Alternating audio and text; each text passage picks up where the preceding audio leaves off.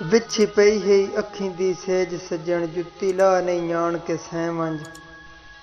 तेरा नौकर तेरे साहब दा गिणसी तू लमियां ताण के सहमंज।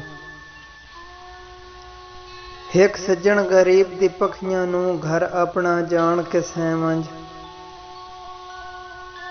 हैनी सगमियां बाई रहमान दियां मेरा सज्जण सियाण के सहमंज।